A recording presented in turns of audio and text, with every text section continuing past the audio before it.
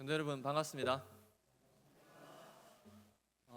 제가 자료를 보니까 2017년인가 한번 찾아뵀던 것 같더라고요. 기억 안 나시죠? 우리 옆에 앞뒤 좌우로 옆에 있는 분들하고 인사 나눠볼까요? 당신이 있어 행복합니다. 이렇게 인사하겠습니다.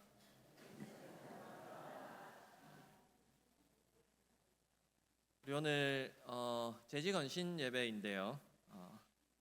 보통은 재직들 이거 열심히 합시다 뭐 이런 내용들을 주로 설교를 합니다, 그죠?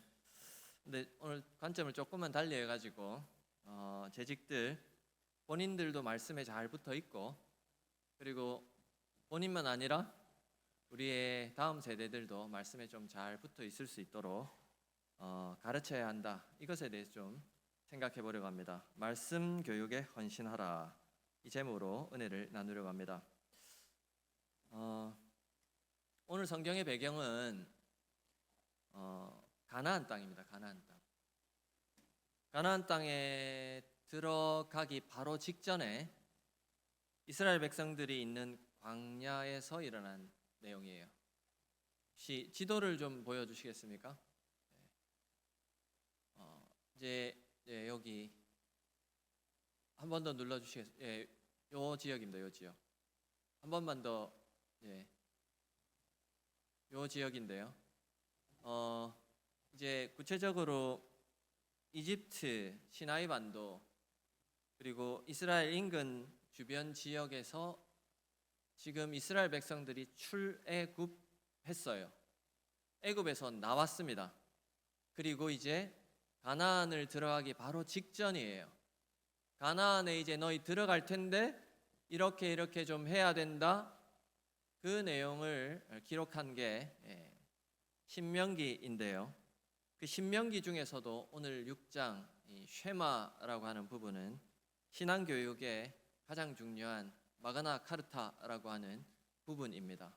우리 다음 장면 주시겠습니까? 이렇게 이제 이스라엘 백성들이 지나가죠. 다음 주시겠습니까? 이 지역에서 지금 이제 가나안에 들어가기 바로 직전에 있었던 일입니다. 원래 이집트, 애굽에서는 나일강의 풍요로운 수자원 때문에 농사 짓는 게 별로 어려움이 없었어요. 그런데 가나안 땅은 좀 완전히 다릅니다. 강이 별로 없고 하늘에서 비가 오지 않으면 안 돼요. 그래서 심지어 이른 비와 늦은 비가 있어야 되고, 그것도 부족해서 이슬이 와야 제대로 좀 농사를 지을 수 있는 그런 상황입니다. 새벽에 떨어지는 이슬까지도 소중하게 생각하는 그런 지역이에요. 물이 굉장히 부족한 곳입니다. 지금이야 돈이 전부지만 이 신명기가 기록될 당시 고대 근동만 해도 농사가 전부였어요. 먹고 사는 일에 제일 중요한 게 농사였습니다. 먹는 문제, 농사의 문제가 절대적이었는데, 그러다 보니까 하늘만 바라볼 수밖에 없었어요. 그래서 하늘을 바라봐야 되니까 어떻게 합니까? 자기 힘으로 할 수 없으니 온갖 신들이 난무하는 곳이 가나안 땅이었습니다. 어린이 제사를 지내는 몰렉이라고 하는 신에게도 제사하고, 그 다음에 천둥의 신 바알에게도 제사하고, 다산을 상징하는 아세라, 그리고 최고의 신이라고 하는 엘, 온갖 신들이 다 있었던 거예요. 신들의 가축장이 이 가나안이었습니다. 그곳에서 하나님이 그 가운데로 들어가는데 하늘만 바라봐야 되는데, 혹여 이스라엘 백성들은 농사를 지어본 경험이 거의 없어요. 목축이 주업입니다. 근데 거기 가면 이제 농사를 짓고 땅을 경작을 하고 지내야 되는데, 혹여 그걸 배운답시고 거기서 이 신들을 제사하는 일만 할까봐 너무 염려가 되신 거예요. 그래서 시간 낭비하지 말고 온전히 나에게 붙어 있어라. 그때 내가 주는 참복을 누리게 될 것이다. 이제 그 내용을 이야기하신 내용이 신명기이고, 특별히 그것을 이야기하면서 너도 그렇고 너의 다음 세대들도 이것을 꼭 기억해야 된다 하는 내용이 오늘 우리가 읽었던 내용입니다. 제가 설교를 시작하면서 중요한 이야기를 안 드렸네요. 제 목소리가 나긋나긋합니다. 그분이 오실 때가 됐어요. 말씀드리는데 설교하고 15분까지는 제 책임이 아닙니다. 자, 우리 옆에 있는 분들과 인사하겠습니다. 깨어 있으십시오. 네. 제가 오전 예배 마치고 밥도 못 먹고 1시간을 달려서 왔습니다. 여러분도 오늘 귀한 시간 내셨죠? 저도 귀한 시간 냈습니다. 우리 한 가지만이라도 익혀서 가야죠. 자, 옆에 있는 분에게 다시 한번 이야기하겠습니다. 한 가지만 배워서 갑시다. 네. 자, 오늘 제가 중요한 두 가지를 이야기하고 두 가지 실천 사항에 대한 이야기를 좀 하려고 합니다. 첫 번째는요, 우리 1절과 2절 한번 읽어보도록 하겠습니다. 1절과 2절입니다. 이는 곧 너희의 하나님 여호와께서 너희에게 가르치라고 명하신 명령과 규례와 법도라. 너희가 건너가서 차지할 땅에서 행할 것이니. 자, 읽겠습니다. 곧 너와 내 아들과 내 손자들이 평생에 내 하나님 여호와를 경외하며 내가 너희에게 명한 그 모든 규례와 명령을 지키게 하기 위한 것이며 또 내 날을 장구하게 하기 위한 것이라. 네, 이거 안 해도 됩니다. 앞으로 다시 한번 넘겨주십시오. 네. 첫 번째로 좀 생각해야 될 건 우리 중요한 단어가 있는데 그게 평생이에요. 평생. 우리 가끔 하나님을 경외하는 건 누구나 하는 겁니다. 기분이 좋을 때, 은혜 받았을 때, 내 상황이 될 때 하나님 경외하는 건 아무나 하는 거예요. 그건 누구든지 한 번쯤은 다 할 수 있는 겁니다. 근데 하나님은 그걸 원하는 게 아니라 뭐라고요? 평생이에요. 지속적으로 하는 건 완전히 다른 차원입니다. 이 신앙생활 하다가 보면요, 이렇게 되잖아요. 늘 좋을 수는 없죠. 그런데 좋지 않더라도 일관되게 하나님을 경외하는 게 있어야 되는데 그거 없고 좋을 때는 한없이 좋고 아닐 때는 완전히 그냥 바닥을 치고 곤란하다는 거예요. 기분 좋을 때 열심히 봉사하고 시간 될 때 열심히 섬기고 그건 다 하는 거죠. 시간이 좀 나으면이 아니에요. 내가 바쁘거나 한가하거나 상관없이 그 말입니다. 평생이란 말이. 기분이 좋든 나쁘든 상관없이 그 말이에요. 평생이란 말은. 평생에 언제나 변함없이. 우리는 기도할 때 있잖아요. 여러분 기도 어떻게 하십니까?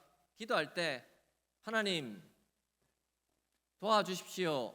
그래 놓고 주님은 왜 이렇게 하십니까? 도와주십시오.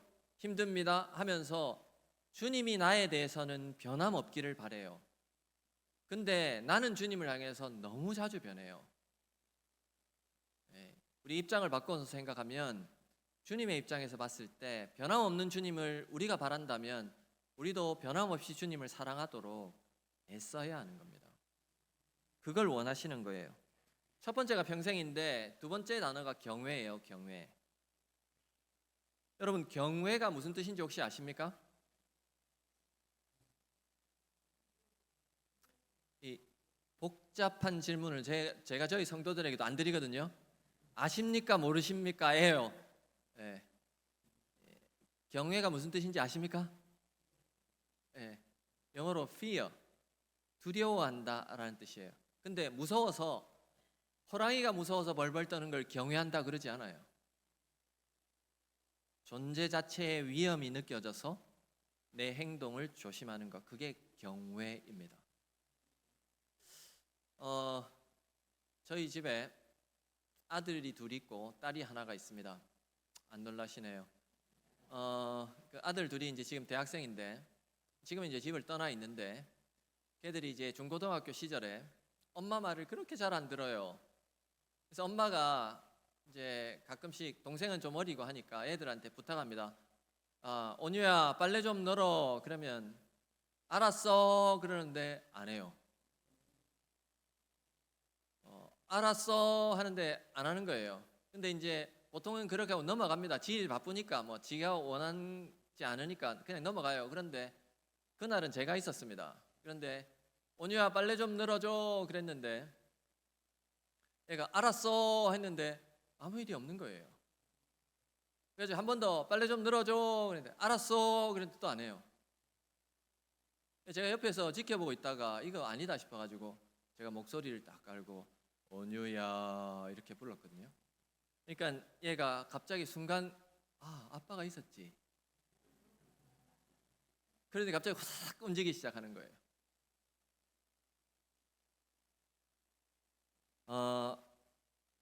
경외는요, 그분이 내 삶에, 이 예배에, 내 주변에 계시다는 걸 있다가 딱 기억하고 맞지, 하나님이 계시지, 행동을 조심하는, 그게 경외예요.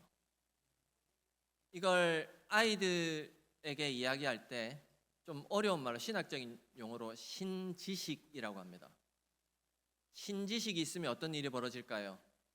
하나님이 늘 함께 있는 것, 계신 것을 알기 때문에 하나님을 생각하면서 결정을 해요. 이게 신앙교육의 영향입니다. 많은 사람들은 부모 앞에서 부모를 두려워해서 애들이 말을 듣도록 가르칩니다. 근데 언제 문제가 생기죠? 부모가 만만해지면 애들이 말을 안 들어요. 그래서 어릴 때부터 만만해질 수 있는 부모를 두려워하게 가르치면 안 돼요. 누구를 두렵게 가르쳐야 돼요? 하나님을 두려워하도록 가르쳐야 돼요. 그래서 유아 유치 때 가르쳐야 되는 가장 중요한 핵심이 뭐냐? 권위에 순종하는 것을 가르쳐야 됩니다. 특별히 어떤 권위요? 하나님의 권위에 순종하도록 가르쳐야 돼요. 그래서 여러분, 여기 할아버지 할머니들 많이 계실 텐데 손주들 만날 때 이야기를 많이 하세요. 어떤 이야기를 해야 될까요? 대화에 하나님을 끌어들여야 됩니다. 그래야 애들이 평소에 하나님 이야기를 듣고 하나님이 계신 줄을 인식합니다. 그리고 어느 순간인가 하나님 앞에서 행동을 하게 돼요. 이걸 우리 신앙의 선배들이 코람데오라고 했습니다. 하나님 앞에서. 이게 우리 교단에 중요하게 생각하는 신앙의 지침입니다. 이 신지식이 필요해요. 그걸 가르치는 게 신앙 교육입니다. 그래서 자, 우리 오셨는데, 자, 옆에 있는 분이 여러분의 손주다, 아들이다 생각하고 한번 보세요. 자, 이제 우리 연습을 한번 해보겠습니다. 옆에 있는 아이가 엄청나게 잘했어요. 엄청나게 귀한 일을 했습니다. 그럼 칭찬을 하죠. 어떻게 칭찬합니까? 네. 혹시 이런 분 안 계세요? 야, 그것밖에 못해? 이러면 큰일 납니다. 아시겠죠? 칭찬해야 되는데 어떻게 하세요? 참 잘했네. 요거는 세상 사람들도 다 하는 거예요. 그 다음이 있어야 돼요. 이렇게 잘할 수 있도록 이 이쁜 손을 누가 주셨을까? 하나님이요. 요 대화가 되어서 대화에 하나님을 끌어들여야 돼요. 그래야 뭐가 있다고요? 신지식이 생기는 것입니다. 자, 우리 한번 옆에 있는 분들하고 한번 해보겠습니다. 해봐야 실제로 할 수 있어요. 자, 우리 칭찬을 하고 물어보고 하나님이 해주셨다 이야기를 서로 한번 해보는 겁니다. 한번 해보시면 좋겠습니다. 자, 한번 해보겠습니다.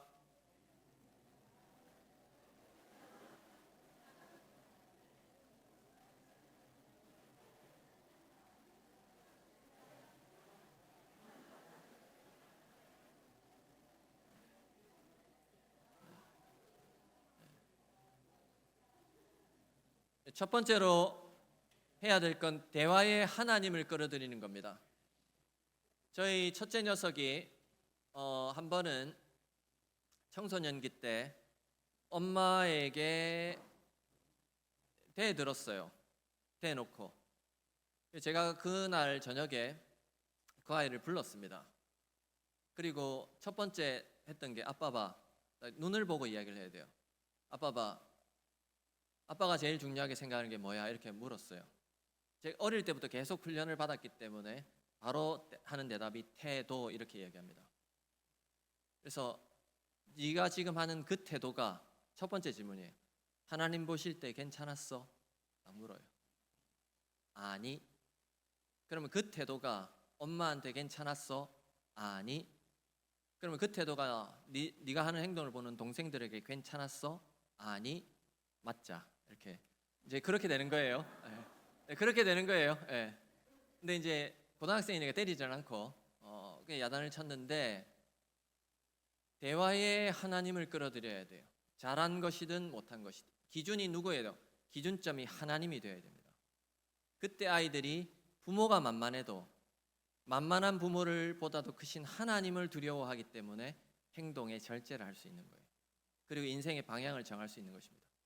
그래서 기준을 하나님 삼을 수 있도록 도와줘야 됩니다. 그러려면 뭐가 필요하죠? 내가 먼저 기준이 하나님이어야 합니다. 여러분이 하는 행동이 하나님 보실 때 괜찮은지, 평생 하나님을 경외하고 있는지, 내 기분에 따라서 하는지, 여기서 한 가지 더 팁을 드리면 가정 예배를 드리는 가정이 많으실 겁니다. 이때 여러분 특별히 자녀들과 가정 예배를 드릴 때 이 평생의 이 말은 변함이 없다는 거거든요. 근데 부부싸움을 한참 했어요. 그리고 이제 가정 예배를 드립니다. 어떻게 해야 될까요? 하지 마요. 되게 민망하죠. 그럼에도 불구하고 드려야 됩니다. 왜요? 부모의 감정과 상황과 상관없이 하나님과의 약속은 지킨다를 보여줘야 돼요. 많은 경우에 부모들이 본인의 상황과 기분과 환경이 나빠가지고 예배를 너무 쉽게 패해요. 그러면 지켜보고 있는 자녀들이나 손주들이 어떻게 할까요? 아, 기분 나쁘면 예배 안 드려도 되는구나 라는 걸 학습합니다.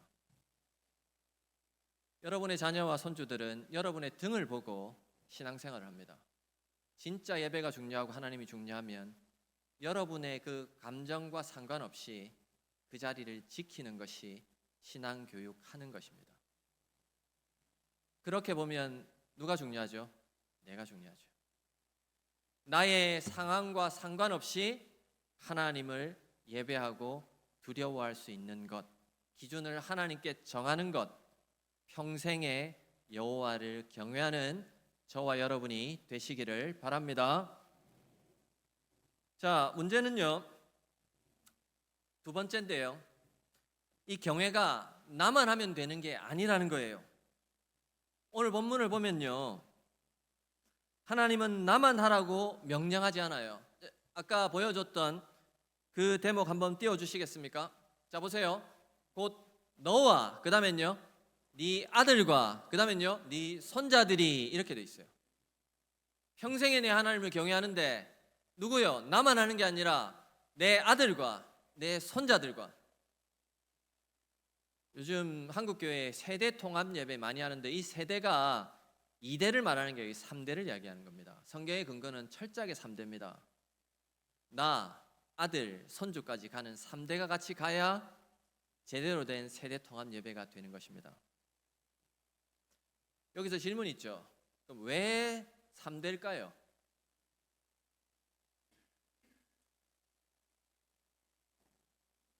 주관식이라 좀 어렵긴 합니다. 왜 3대일까요? 눈으로 보고 배운다. 지금부터 하는 이야기가 오늘 이야기 중에 제일 중요한 이야기니까 잘 들으세요. 이게 제자도의 핵심입니다. 제자도는 예수의 제자가 되고 제자를 만드는 재생산에 있는데, 제자도의 핵심은 내가 누군가에게 예수님의 복음을 전해요. 내가 제자이고 전해요. 그럼 이 사람이 복음을 들었어요. 그러면 그걸로 끝이냐? 확인할 방법이 없어요. 그래서 내가 복음을 이 사람에게 전해서 이 사람이 나의 상황과 상관없이, 나의 간섭 없이 자기 스스로 다른 사람에게 복음을 전해요. 그렇게 해서 이 사람을 빼고 이 사람이 전한 그 세 번째, 나로부터 세 번째 사람을 내가 만났는데 내가 말한 그 복음과 똑같다. 그러면 두 번째 사람이 제자화가 되었다라고 말할 수 있는 겁니다. 근데 그걸 하나님이 아셨기 때문에 나만 혹은 내 아들로만은 안 되는 거예요. 확인이 안 되는 거예요. 얘가 제대로 신앙생활을 하고 있는지 점검이 안 돼요. 점검은 언제 된다고요? 손주의 믿음이 내 믿음과 같을 때 내 아들이 제자화 된 거예요. 그게 제자도의 핵심입니다. 근데 이게 구약에는 이 부분이고 신약에는 디모데후서 2장 2절에 나와요. 댁에 가서 한번 읽어보십시오. 바울이 믿음의 사람 디모데에게 이야기하면서 충성된 사람들에게 전하라. 그러면 더 다른 사람이 알게 될 거지. 바울은 4대까지 이야기를 해요. 이게 제자도의 핵심입니다. 그래서 여러분, 최소한 내가 주님 품에 갈 때 하나님이 건강을 허락하신다면 내 손주가 내 믿음과 같은지를 확인하고 주님 품에 가는 게 우리가 해야 될 사명이에요. 그게 제자도의 핵심이기 때문에 지금 오늘 성경이 너와 네 아들과 네 손자 이 3대를 이야기하고 있는 것입니다. 자, 그렇게 보면 내가 해야 될 일이 많죠? 없으세요? 갑자기 대답이 없으세요? 네. 자, 그래서요, 우리 기억해야 될 게 뭐냐면 아까도 장로님 기도하시고 하셨는데 다음 세대 이야기를 하시는데 제가 제일 지금 한국교회를 생각하면서 생각하는 단어가 지속 가능성이에요. 교회가 지속 가능하게 하려면 이 제자도의 가장 기본적인 것이 되어야 합니다. 내가 나의 자녀들에게 복음을 전하고 자녀들이 스스로 그 다음 자녀들에게 복음을 전했는데 이 나의 자녀를 제외하고 내 손주들 그 다음 때에 내 믿음과 같은지를 확인했을 때 됐다. 그러면 이제 내 숙제를 다한 것입니다. 여러분 어떠세요? 자, 우리 옆에 있는 분들에게 한번 물어봤으면 좋겠습니다. 숙제가 잘 되고 있습니까? 이렇게 한번 물어보겠습니다. 네.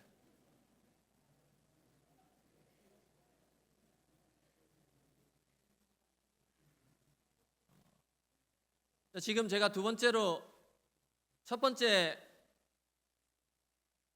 이야기했던 거 평생 경외하는 거, 두 번째 누구랑요?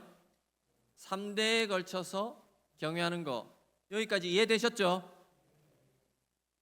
안 되신 것 같은데요.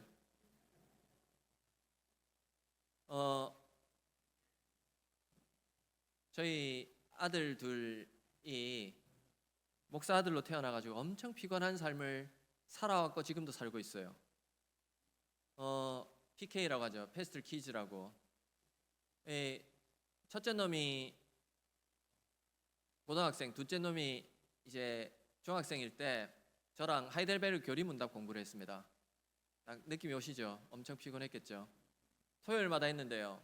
토요일 날 이제 그 교리가 좀 어렵거든요. 52주 딱 할 수 있도록 돼 있는데 그 책 3권 딱 사가지고 제가 열심히 이렇게 하고 설명을 막 해주고 물어봤습니다. 이해돼? 그러니까 이해된대요. 알 것 같대요. 그래가지고 너무 의심스러워가지고 진짜 그랬더니 진짜래요. 정말이래요. 제가 그래도 명색이 이 교육학에 박사학위가 있는 사람인데 그냥 넘어갈 수 없잖아요. 그래서 회심의 한 카드를 날렸죠.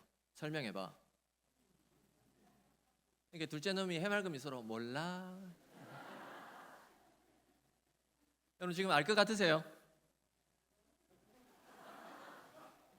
자, 첫 번째, 두 번째 중요하게 생각되는 거 옆에 있는 분들이랑 설명해 보겠습니다. 우리가 90%까지 기억에 남을 수 있는 방법은 내 입으로 설명해야 그게 내 지식이 돼요. 우리 귀하게 시간을 냈는데 중요한 2가지를 이야기했잖아요.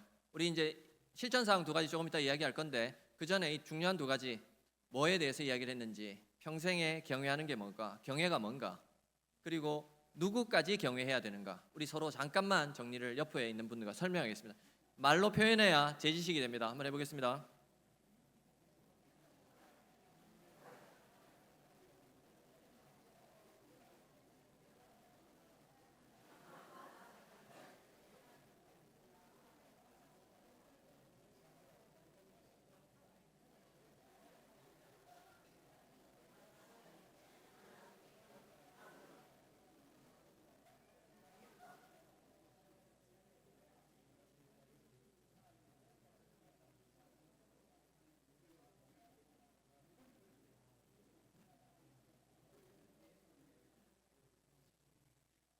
제가 길게 설명했는데 여러분 짧게 설명하시네요. 좋습니다. 그래서 우리 두 가지를 좀 실천했으면 좋겠는데, 첫 번째는요, 우리 뭐 해야 되는가?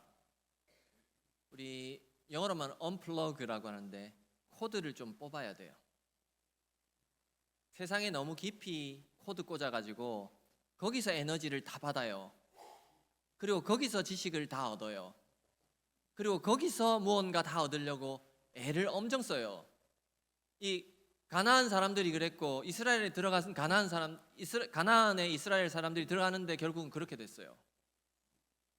세상에 하는 소리에 너무 깊이 관여해가지고 정작 하나님 말씀이 잘 안 들리는 거예요. 우리 4절 한번 읽어보겠습니다. 4절입니다. 이스라엘아 들으라, 우리 하나님 여호와는 오직 여호와이시니. 이게 무슨 말인지 아십니까? 오직 유일한 여호와시니. 하나님만이 온 관심과 에너지를 써서 섬길 만한 유일한 가치가 있는 분이다, 그 말이에요. 가치를 하나님께 둔다는 거예요. 가치를 하나님께. 근데 여러분, 좀 미안한 이야기인데 우리가 자녀를 양육하면서 가치를 어디에 두냐? 세상에서 좀 먹고 사는데 잘해라, 여기에 자꾸 가치를 두는 거예요. 거기다가 말은 아니라고 그래요. 언제 알 수 있는지 아십니까? 저희 어머니가 은퇴 권사님이시거든요. 지금도 정말 열심히 기도하시는 기도의 어른이신데, 셋째 녀석 제 동생이 둘 있는데, 이제 바로 밑에 말고 그 밑에 동생이 바로 밑에 동생이 이제 아직 싱글로 있어요. 50 넘었는데 이제 걔는 결혼 안 할 거예요. 근데 처음에 걔 결혼시키려고 되게 무진 애를 썼어요. 근데 처음에 어머니가 뭐런 이야기 하신지, 신앙만 있으면 된다. 근데 딱 누구 만난다 그러면 파이다. 왜요? 키가 너무 작다. 집안이 안 믿는다. 중요한 건 그 사람이 어떤가는 관심이 없어요. 말로는 신앙이 제일 중요하다. 근데 실제로는요, 조건이 하나하나 다 붙는 거예요. 그런데 자꾸 코드를 계속 꽂는 거예요. 계속. 청년들은 군대 가보면 신앙을 알 수 있고, 자매들은 결혼해보면 신앙을 알 수 있다, 그런 이야기 하죠. 코드를요 이제 좀 빼야 돼요. 제가요 세상적으로 성공했는데, 세속적으로 성공했는데 신앙적으로 실패한 자녀들 때문에 우는 부모들 너무 많이 봤습니다. 제가 교육원장으로 저희 교단 2,000교회는 다 못 다녀봤지만 수백 교회를 다녔는데요, 말년에 눈물 흘리는 부모들 너무 많습니다. 코드를 이제 좀 뽑아야 돼요. 하나님만이 우리가 경외할 유일한 대상이시고 유일하게 의지할 수 있는 가치가 있는 분이라는 걸 인정하고 진짜로 하나님께 집중해야 돼요. 그리고 다른 것들은 코드를 좀 뽑아야 돼요. 여러분, 이제 우리나라가 선진국 대열에 들어섰어요. 먹고 사는 문제 정도의 차이는 있을 수 있어요. 정도의 차이는. 그러나 못 먹어서 죽는 시절은 지나갔어요. 그러면 우리 자녀들은 먹고는 살 겁니다. 그러면 그게 중요한 게 아니라 더 중요한 거, 살아계신 하나님을 정말 의지하고 사는가? 어디에 가치를 두는가?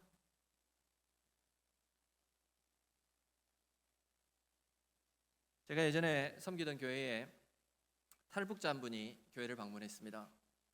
너무 힘들어 교회에 와서 교회가 많이 케어를 했어요. 그래서 신앙적으로 많이 좋아졌습니다. 신앙이 들어가고 사람이 바뀌고 엄청 좋아졌어요. 근데 여러분 그거 아세요? 그분들이 돈에 굉장히 민감합니다. 이 북한에서 내려오다 보니까 엄청 민감해요. 근데 이분이 진짜 신앙적인 결단을 하더라고요.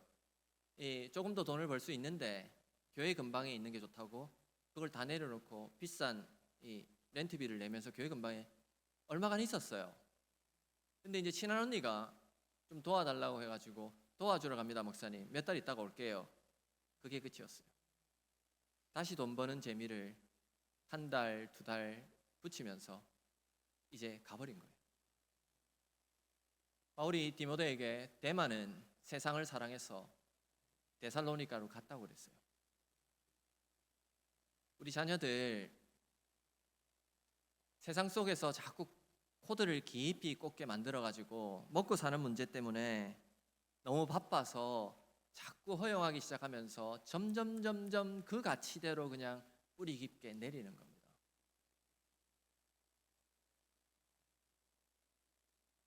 그래서 우리가 결정해야 돼요. 진짜 하나님만이 유일한 우리 평생의 가장 중요한 가치, 그리고 이 신앙이 진짜 중요한 가치인가? 결단했으면 그대로 자녀들에게 보여줘야 돼요. 그래야 그걸 보고 그들도 결단하고 행동으로 옮깁니다.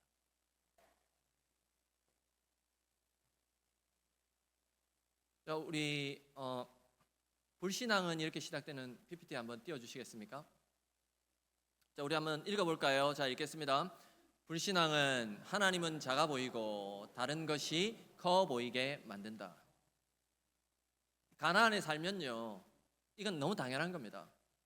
당장 내일 먹어야 되는데 비가 안 오니까 하늘을 보면서 농사도 잘 못 짓는 유목민들이었던 이스라엘 사람들이, 그 농사를 전문적으로 짓는 사람들이 그곳에서 그걸 하고 있으니 이게 훨씬 좋은가 보다.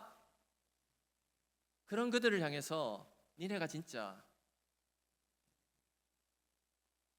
그 땅에 노련한 사람들이 하는 것보다 좀 어설퍼 보이지만 하늘의 하나님이 지금껏 인도하셨으니 남은 시간들도 인도하실 걸 믿느냐? 이걸 묻는 거예요.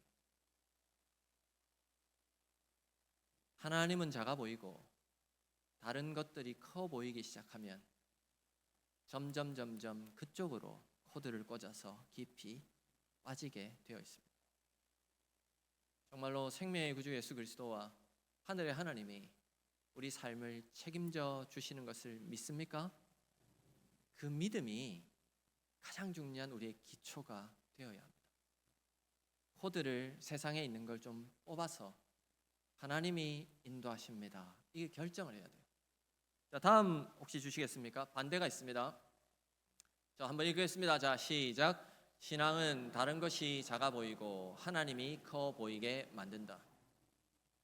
그러니까 여러분 오늘 댁에 돌아가셔가지고 여러분이 지금 당하고 있는 그 문제, 상황, 이게 크게 보이는지 하나님이 크게 보이는지를 곰곰이 한번 묵상해 보십시오. 그 문제보다 크신 하나님이신 줄 알고 하나님께 믿고 맡기고 의지하십시오. 거기서부터 하나님이 일하시는 역사가 일어나게 될 것입니다.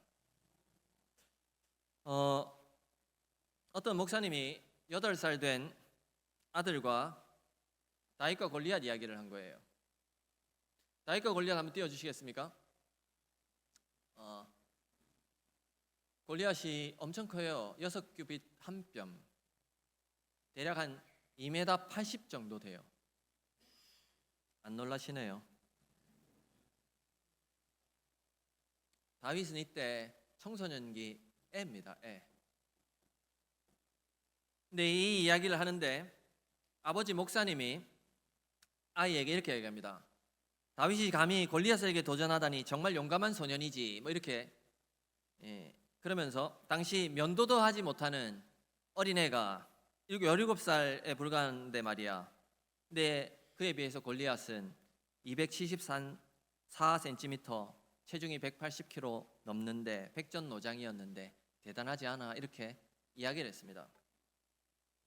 그때 이 8살짜리 목사님 아들이 이렇게 이야기합니다. 그래요 아빠, 다윗은 정말 용감했어요. 하지만 실제로 골리앗이 더 용감한 사람이었어요. 그런 거예요. 그래가지고 이 목사님 의아하잖아요. 그 입을 떡 벌리면서 왜 이렇게 물었어요. 그러니까 이 아이가 목사인 아버지를 설득합니다. 아빠, 잘 한번 생각해 보세요. 아빠한테 이야기합니다. 잘 한번 생각해 보세요. 골리앗은 오로지 자기 혼자 힘으로 나와왔지만 다윗의 뒤에는 하나님이 계셨어요. 이렇게 얘기합니다. 8살짜리 아이가. 목사인 아버지의 눈에는 하나님이 잘 안 보였는데 이 아들의 눈에는 골리앗이 용감하게 보였던 겁니다. 여러분, 우리의 코드를 좀 뽑아서 시선을 좀 바꿔보세요. 하나님의 시선으로 바라보세요. 아이의 시선으로 다시 보세요. 세상이 전혀 다르게 보일 겁니다. 지금까지 여러분을 인도하신 하나님 아닙니까? 남은 날들도 그분이 인도하실 거 아니에요? 그 자녀들도 하나님이 책임져 주셔야 되는 거 아닙니까? 그러면 시선을 바꿔야죠. 첫 번째는 코드를 뽑는 것입니다. 두 번째는요, 그 뽑았던 코드를 어디에 꽂아야 될까요? 말씀에 꽂는 것입니다. 우리 오늘 성경 6절 7절 한번 읽어볼까요? 자, 읽겠습니다. 6절 7절입니다. 오늘 내가 내게 명하는 이 말씀을 너는 마음에 새기고 내 자녀에게 부지런히 가르치며 집에 앉았을 때든지 길을 갈 때든지 누워 있을 때든지 일어날 때든지 이 말씀을 강론할 것이며.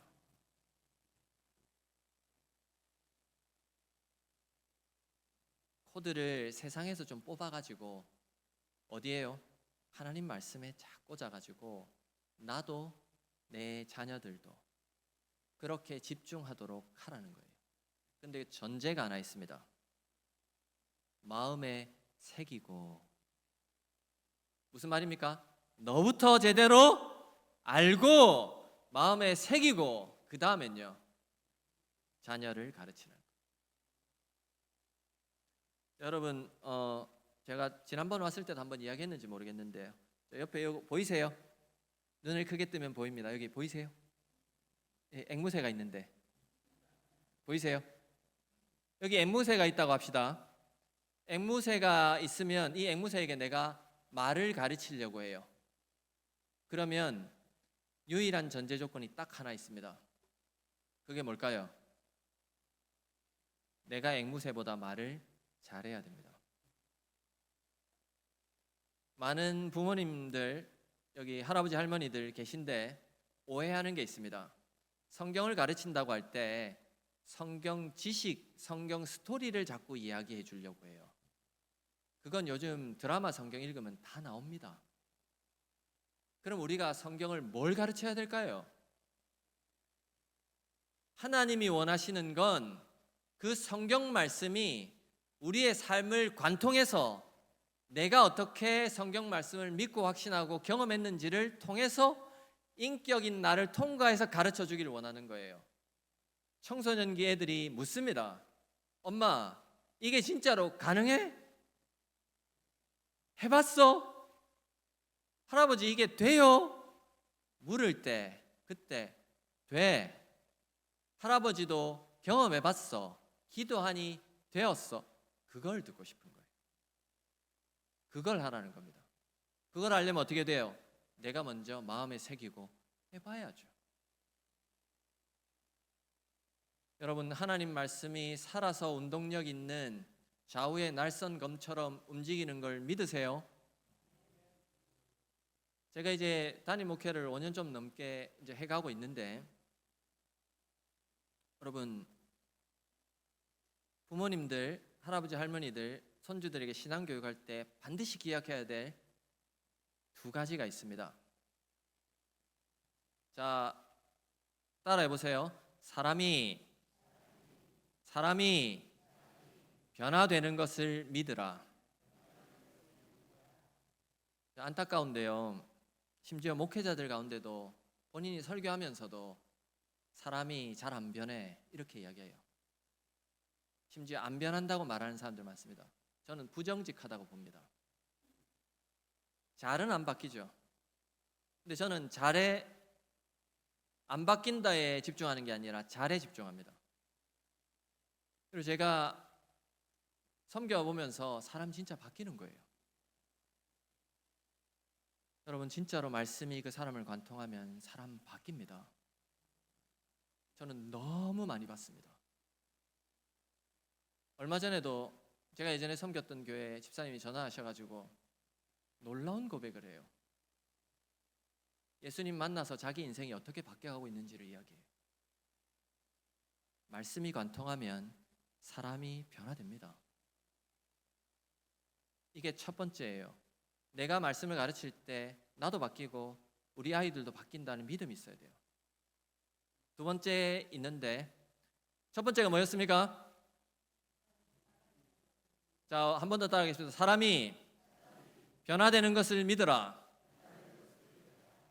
첫 번째입니다. 두 번째는 뭐냐면 그 일이 뭐예요? 사람이 변화되는 일입니다. 자, 그 일에 내가 사용됨을 믿으라.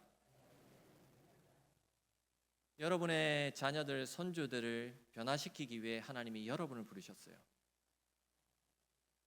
여러분, 하나님의 말씀은요, 허투루 된 게 없기 때문에 너와 너의 아들과 너의 손자가, 이 말은 무슨 말이에요? 그렇게 순서대로 하면 약속의 말씀대로 하나님이 하시겠다는 거예요. 그럼 우리가 해야 될 건 그 약속의 말씀을 믿고 하는 겁니다. 가르치는 거예요. 부지런히. 유대인들이 이제 정리를 좀 하겠는데요. 여러분, 아이들을 가르칠 때 어떻게 가르치는지 혹시 아십니까? 들어보셨습니까? 제가 듣고 진짜 놀랐어요. 와, 소름이 돋아가지고 깜짝 놀랐습니다. 이렇게 하면 안 바뀔 수가 없겠구나. 애가 태어나가지고 이제 말을 하기 시작하잖아요. 그러면 만 1살, 이제 2살 채 안 된 애들 이제 막 말하고 걸어다니고 막 시작하면 그때 뭘 하냐면 걔들이 영어를 쓰는데 히브리어 성경에다가 뿔을 발라줘요. 그래서 다니까 할뜬 거예요. 그러면서 애들이 가르칩니다. 하나님 말씀이 이렇게 달단다. 계속 가르쳐요. 안 놀라시네요. 만 3살이 되잖아요. 자기들은 영어를 쓰는데 히브리어 알파벳을 가르쳐요. 영어 알파벳을 가르치는 게 아닙니다. 그 사람들의 기준은 하나예요. 하나님을 아느냐, 얼마나 깊이 아느냐지 세속적으로 얼마나 성공하느냐 관심이 없어요. 그래서 영어 알파벳 가르치는 게 아니라 히브리어 알파벳을 처음으로, 생애 처음으로 가르쳐요. 기준이 완전히 달라요. 만 4세가 되잖아요. 히브리어로 읽어줍니다. 그러면서 무슨 뜻이다 읽어줘요. 만 5살이 되면 아버지와 대화식으로 그 히브리어 성경이 무슨 뜻인지 문답식 교육을 합니다. 성경을 가르쳐줘요. 만 10살이 되면 토라, 모세오경 이걸 공부하는데, 외국어인 히브리어로 공부를 하는데 최소한 만 10살 정도 되면 모세오경을 5번 이상 히브리어로 읽은 상태예요. 전혀 안 놀라시네요. 이 교회는 히브리어로 다 읽으시나 봐요. 차원이 달라요. 차원이. 10살에 미시나, 고전 토라와 그 설명이 붙어있는 거 공부하고요. 15살에 토라와 미시나를 합쳐서 게마라라고 해서 오늘날 탈무드와 같은 걸 배웁니다. 그래서 성인이 딱 되잖아요. 그러면 성경 교사가 이미 돼 있습니다. 그리고는 자기 아들을 가르칠 수 있어요. 그리고 이렇게 논리적으로 사유하는 걸 어릴 때부터 이 소위 말해 이 대화식으로 훈련받는 유대식 하브르타 교육을 받고 나니까 논리력이 엄청 뛰어나요. 그래서 유대인들 중에 법률가들이 엄청 많습니다. 차근차근. 여러분 그거 아세요? 유대인들 IQ가 우리나라 사람들 IQ보다 낮아요. 근데 그들의 탁월한 교육 방법이 그들 민족 전체를 탁월하게 만든 겁니다. 근데 그 기초에 어디 있냐? 어릴 때부터 성경을 부지런히 논리적으로 차근차근 계속해서 기회가 있을 때마다 가르쳐요. 오늘 여기 직분자들이신데요, 제가 마지막으로 정리하면서 부탁드리고 싶은 것은 2018년도에 제가 5년 전에 목회를 시작할 때 교인의 의무에 대해서 헌법을 봤는데 이렇게 되어 있었습니다. 한번 띄워주시겠습니까? 교인은 공예배, 헌금, 전도, 봉사, 교회 치리에 복장할 의무가 있다, 이런 거예요. 직분자들은 대부분 다 교인이잖아요. 교인의 의무가 이렇게 되어 있다. 그래서 이 의무를 잘 가르쳐야 되겠구나. 2023년에 교단 헌법이 바뀌었습니다. 교인은 공적 예배 참여, 헌금, 전도, 봉사, 교회 치리에 복종할 의무를 갖는다. 이건 조금 전에 했던 그거의 요약이에요. 근데 두 번째 항목이 붙었습니다. 그게 뭐냐? 교인의 자녀 관리의 의무예요. 그전에는 없었어요. 너무 당연하니까 당연히 하는 줄 알았어요. 근데 너무 안 하니까 이건 안 되겠다 싶어가지고 교단 헌법에 그냥 넣었어요. 근데 이 교인의 의무 중에 진짜 중요한 게 자녀 교육에 신앙으로 관리하는 의무가 너무 중요하니까 자녀가 신앙적으로 독립할 수 있도록 가르치는 의무가 있습니다.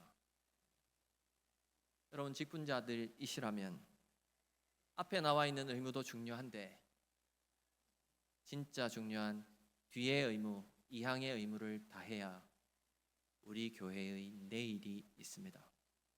근데 하나님은 그걸 아셨기 때문에 너와 내 아들과 내 손자들에게 부지런히 기회가 있을 때마다 손목에, 미간에, 문설주에 온갖 것에 다 붙이는, 여러분 자녀들이 태어나면 공부시킨다고 창틀에 ABC 붙여놓고 기억니은 붙여놓고 1, 2, 3 곱하기 붙여놨는데 주기도문, 십계명, 사도신경을 이제 붙여보십시오.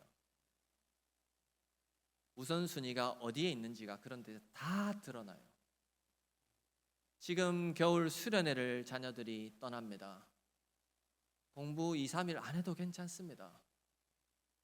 기회가 있을 때 최선을 다해서 말씀에 노출되도록 만드세요. 그렇게 해서 하나님이 은혜를 주시면 어느 순간 은혜를 받고 아이들이 바뀌는 것입니다. 모쪼록 기회를 만들고 최선을 다해서 아이들을 양육하는 교회 될 때 그때 비로소 교회의 내일이 있을 것입니다. 오늘 제가 다음에 기회가 없을 줄 알고 기회 되는 대로 다 이야기를 했거든요. 취사 선택하셔서 여러분이 하실 수 있는 한두 가지를 꼭 실천에 옮기시기를 바랍니다. 바라기는 아이들과 대화 속에 하나님을 반드시 모셔오세요. 그리고 그 대화가 풍성할 때 하나님의 존재를, 신인식을 아이들이 하게 되고 하나님 앞에 하나님을 경외하는 사람으로 자라가게 될 것입니다. 그런 복이 우리 모든 교회에 있기를 바라고 그렇게 될 줄 믿습니다. 우리 잠깐 기도하겠습니다. 은혜로우신 아버지 하나님, 우리 동해교회 사랑하는 우리 성도님들, 지금까지 믿음의 경주들을 잘 달려오셨는데 하나님 남은 날들을 선하게 인도해 주시되 우리와 우리 자녀들과 우리 손주들 믿음으로 양육되는 것을 보게 해 주옵소서. 은혜로우신 아버지 하나님, 우리 코드를 이제 세상에서 조금 느슨하게 좀 뽑고 이제 말씀의 코드를 꽂아서 기회가 있는 대로 최선을 다해서 말씀을 가르쳐서 하나님을 인식하고 하나님 앞에서 살아가는 믿음의 세대들로 세워지는 것을 보게 해 주옵소서. 이를 통해서 우리의 다음 세대들이 지금보다 5년 후가 더 소망스러운 우리 교회 되게 해 주옵소서. 그 시작을 우리가 먼저 말씀을 마음에 새기는 것에서부터, 한 가지 결단하고 실천하는 것에서부터 시작하는 우리 되게 해 주옵소서. 살아계신 예수님의 이름으로 기도합니다. 아멘.